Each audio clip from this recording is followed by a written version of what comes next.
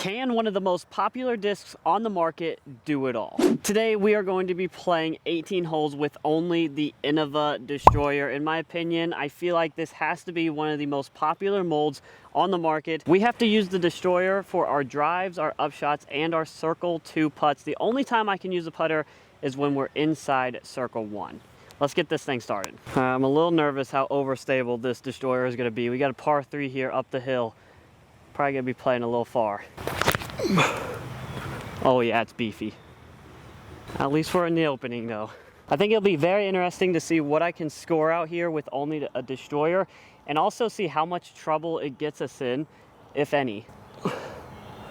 Too overstable. First one was an easy par, and I hope that's how most of these holes go. If not, a couple easy birdies. Hole 2 is a par 4. This one, I want to go as straight as possible before going left.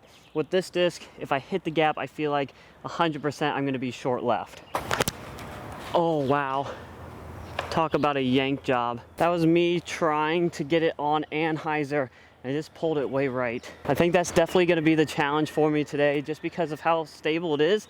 Typically through this gap, I like to throw a hyzer flip because I feel like that's my best odds of actually hitting the gap and going decently far. Now with the Destroyer, I had to throw a shot where I'm not really comfortable getting it out on that Anheuser, and that's kind of what I had to do to get it as straight as possible. Ended up yanking it. This shot, I'm gonna try and just go low through this down tree here, which seems a little crazy, but if I hit the gap, I think it's fine. Wow, go with the nice little fan grip here. That should be great if it's not too far. That's gonna be the other thing, is with the upshots, we're throwing such a fast disc, we could get some crazy skips on the greens here. Right off the bat, hole 2, you can kind of tell, like, this is one of those holes where you wish you had a few more discs to work with. Just getting myself in a ton of trouble. I'm just gonna say this is right inside circle. I'm not 100% sure, but it's gotta be really close. Get it. Oh man. And this green actually slopes downward, so I'm sure that high speed got on edge and just blasted past the basket. Luckily, I think we can get that stroke back right here on hole 3. Another short par 4. Just put it out there in the field. You should have it up and down. Just gotta get out of the gap first. Yeah, I think that's gonna be really good. It's gonna be another one where we're just gonna have to kind of punch it through here. Actually, there is a little bit of a forehand gap on the left.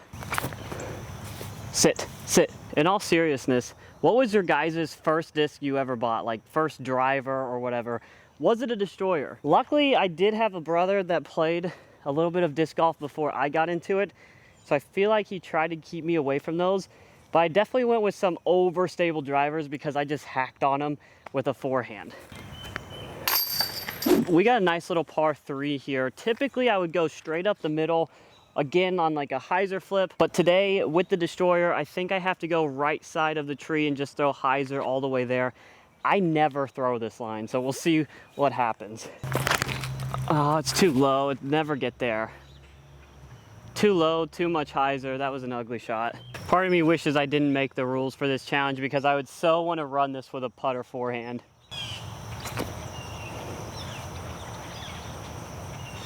Wow, I kind of threw that a little far. I'm not saying you shouldn't be able to make that up shot close with a Destroyer, but I clearly didn't.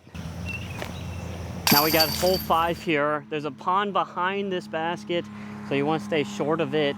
But overall, it's just a nice little hyzer on the right side and let it spike in. I think I sawed it off. Dig. So it's gonna be a little bit short. I feel like this has to be right outside of circle 2. Once again, screwing myself with the rules. So we'll just go ahead and putt the Destroyer. Not that much. Sit down. Okay, it's fine. Truly, I'm okay with all these pars. I know it might be a little boring to watch, but after all, we're using a Destroyer only here, so cut me some slack. If we can get a good drive here on hole 6, we should be able to get the birdie on this one. First mission is just get through the gap, but this is a pretty soft par 4 that ends up to the right.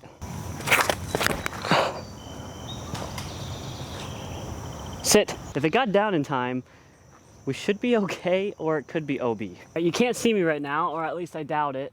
I'm not out of bounds. I'm gonna do my best to try to give myself a look here. Is it close? Please be inside circle. All right, we got the birdie all with the destroyer. I didn't even need a putter there. Let's go, baby. Okay, here's the thing. I gotta cheat a little bit, and I'm sorry, but I don't wanna take the risk of losing the destroyer when we're only on what? This is hole 7. There's creeks that run through the next 2 holes, so I'm gonna throw putter. If I can throw a safe shot with the driver as the upshot, I'll do so. But just for the sake of the video, so I don't lose the destroyer and end the video, I'm gonna throw putter here. I wanna throw it right down the center, and then we gotta go over the creek on the next shot.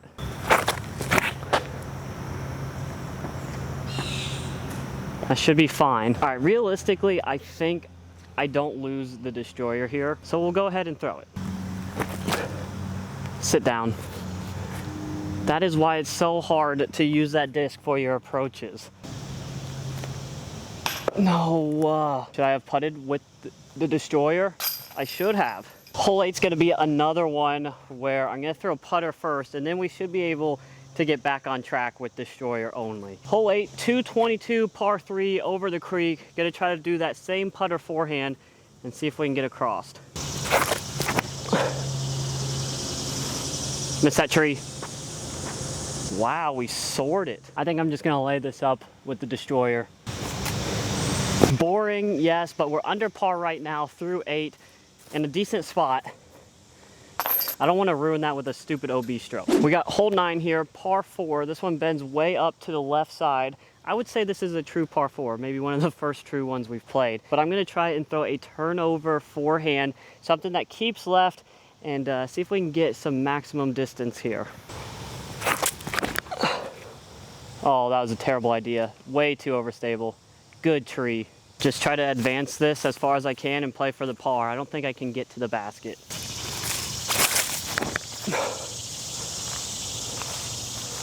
About the best I could have done. That was a sick shot. I guess I'm gonna try to run it just for the sake of the video, but this slopes behind with OB. Not a smart move. Now we hope and pray that sat. We're through 9, we're 1 under, 2 birdies, 1 bogey. Not awful. I think I'm figuring the disc out a little bit. I think the hardest thing about the disc is the approaches and obviously the circle 2 putting.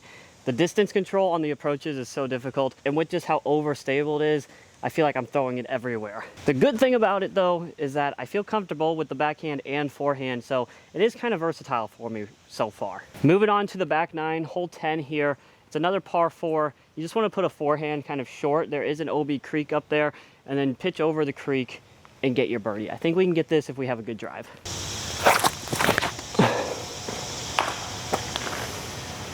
I'm gonna try my best, whether it's smart or not, to get to the pin.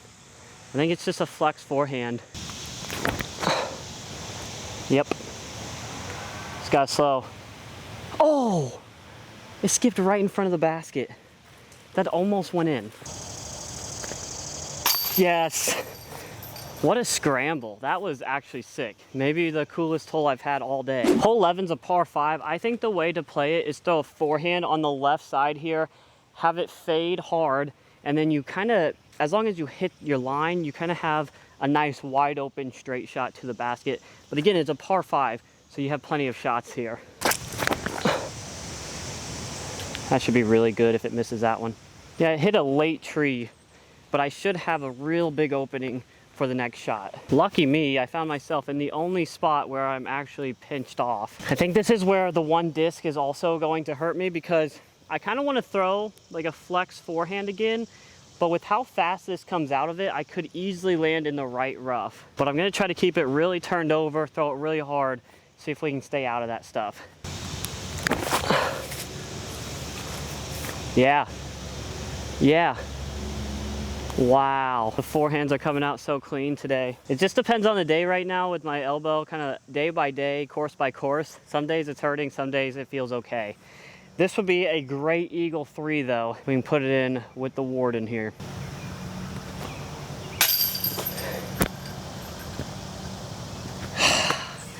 Should have done it all with the driver. Hole 12 here is all about getting par. 435 feet in the tree line on the right side, 2 Mandos right here. That shouldn't be a problem. I'm just gonna try to put this on a little bit of flex and land a bit left. I could probably just throw the backhand. Last time I threw the backhand though, I went right into these pines early. So I just want to put this one out there. Oh, that's gonna be really close to the tree line. I didn't mean to put it that inside. That should be okay. Yeah, I think that curled up right by the basket. Another hole, another par.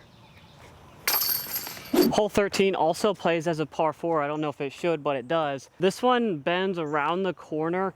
Definitely to get the most distance on it, you want to throw like a steep Annie forehand that at the last second kind of rocks out of it. So that's what we're going to try to do. That's going to come out of it too early. Oh, that's in the thick stuff. Well, we were out of bounds in the creek, so I'm just going to take it basically from right here. I guess I'm lucky it's a par 4 now. Maybe we can get up and down. Well, that's not far enough, is it? The extra skip kind of helped us. At least we were able to save the par there. I feel like I got to get away from the forehand eventually, but all these holes I feel like are forehand holes here. We got hole 14 up and to the right, another par 4, pretty short par 4 again, so very scoreable. Oh, I slipped. Wow. Shit happens. I got nothing in here, so I'm just gonna pitch it out. Skipping. Now we're on hole 15. This one goes all the way down the hill to the left. So a high-speed driver like this could be good to get that extra skip, or it could be really bad because we're gonna get too much skip. We gotta hit the line first, which I have not been doing the last couple of holes here. All right, we'll see what happens. Oh my goodness, it hits the one tree. This is kind of an intimidating layup here. I'm gonna try to put it on some anhyzer so it lands flat, hopefully. Oh, that was a terrible. And it might be rolling. I feel like I haven't actually putted in a while now. Well, hopefully this one falls. And I believe that one on UDisc says par 4, and we're just playing UDisc scoring right now, so let's go. Hole 16 here, down to the left side. Again, just a nice little baby forehand with the destroyer. That's like the smoothest I could have thrown. Oh my goodness. Whew. Thought I threw that perfect. That was probably the smoothest I could have thrown it, and I still hit a tree. Circle 2 destroyer putt. The one time we're gonna make one is right here. Get it. This is probably gonna be the toughest par 3 I play right now. Very tight gap with a halo destroyer. I don't even know how I want to go about this. I guess I'm just gonna try to throw it as straight as I can on a backhand, see what happens. It's gonna be very difficult. Unless we do that. Are you kidding me? I threw it deep of the basket. Okay, I guess it won't be as difficult as I thought it was going to be. The last thing I thought is that I would go deep of this basket, only because I thought the destroyer, I thought it was going to hyzer off well before it. But I'll take the birdie. Made it to hole 18 here, another par 4. The basket sits outside of the tree line here and a bit to the left. So honestly, I could probably throw this pretty flat, if not a little hyzer, and just let it kind of work its way over to the left. Or hit first available. Bear with me because I have no idea what to do right here. I think I'm just gonna suck it up and try to get par here. The basket sits right in front of me, but in order to get to it is gonna be very difficult.